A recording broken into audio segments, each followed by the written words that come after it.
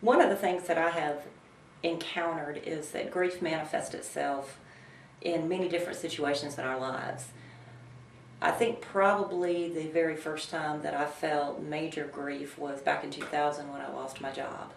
And you go through all of the different things from a clinical standpoint that they tell you, even with that instance, is you go through the bitterness, the anger, the looking who to blame, the sadness, the loneliness, the definitely feeling like you've been violated or something is missing out of your life.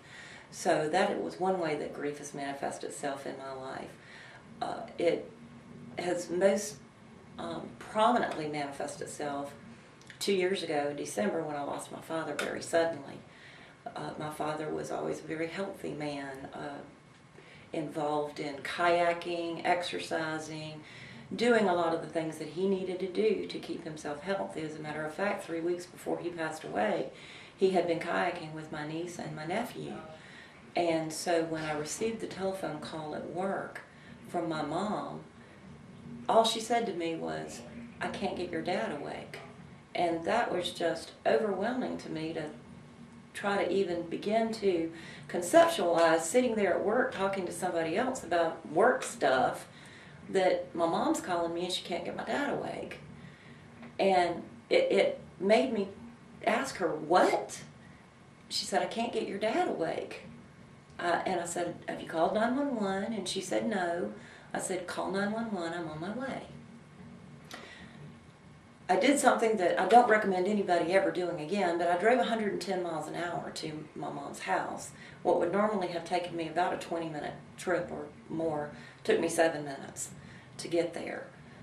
And the whole way I was saying, "Please God, don't let this be anything serious. Please don't let this be happening. Let there be some mistake here." And I think in the back of my mind I knew what was going on, and I didn't want to accept it. And that's just another part of the grief that we deal with, is the ability to accept what is happening or what has happened. And that probably is the most difficult. I've had a really difficult time with acceptance of my father's death. I was very close to my father.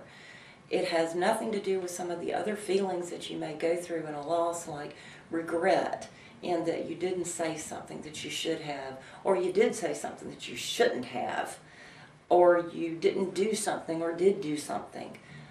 I had none of that. I had no regrets. The Friday before my father passed away, I actually had gone over to his house and given him and my mom personally, not by mail, but personally, their Christmas cards, because this happened on December the 18th, and was able to be there with him, and I was glad that I did that, and everything was fine.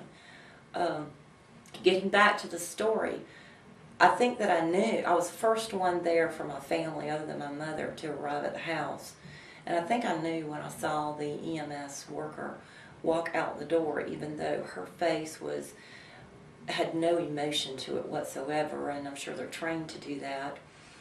And I walked in, and my mom is sitting at the kitchen table, and I fully expected her to say, "He's okay, he's back there sleeping, this, that, or the other happened, and EMS was able to help." And she didn't say that. She looked at me and she said, "Sin, he's gone." And it was like a ton of brick hit me. And I literally went into hysterics at that point. The EMS person had to come pick me up off of the floor and took my blood pressure.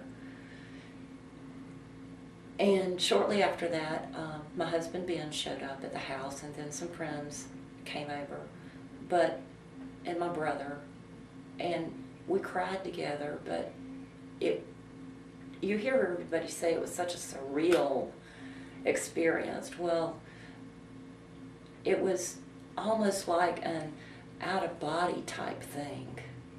It just didn't feel real. It just couldn't be real. The challenge that we had is he was still in his room, and I think that's another thing that was just overwhelming to me. Is I've been to the funeral home, I've seen people in coffins, I've been to funerals where there were memorial service and where the person was cremated and there were pictures. I can't tell you that I've ever been in anyone's house when they were still in that house and they were dead, and thinking that that is my father and he is laying in his bed and he physically is not with us any longer, was just some of the stuff that was running through my mind. And being there, I couldn't go back and see him. I couldn't touch him because, of course, when someone dies at home like that, they have to call the coroner, make sure there was no foul play. A lot of different things have to happen, so I certainly couldn't walk into the room. The door was closed, I could tell that. And one of the reasons why is Dad has 2 dogs that normally sleep with him, and of course they didn't know what was going on, and they were going to want to go back and jump back in the bed. After the coroner finished what he came to do, in checking everything out and verifying that there was no foul play involved, we did have the opportunity to go back and see him. And I'm not one for wanting to touch dead people. To me, that is just, it's not that it's just icky, but I don't see a reason for touching dead people. But he was my father. And I did go back there and I touched him. I touched him on the leg. I touched him on the hand. I don't know whether that was because I had to make sure everything, even though EMS had been there, coroner had been there, maybe that was my way of knowing that he was gone. But we were able to gather around his bed. The people that he worked for were there, very good friends. My husband, my brother, my mother. And we all grasped hands and we prayed. I'm not going to tell you that that made me feel better. It was something to do. It was probably the right thing to do, and it felt right. But then I had the next vision that continues to run through my head, and that is standing in the yard as this blanket draped body of my father is being put into the back of a van and driven off.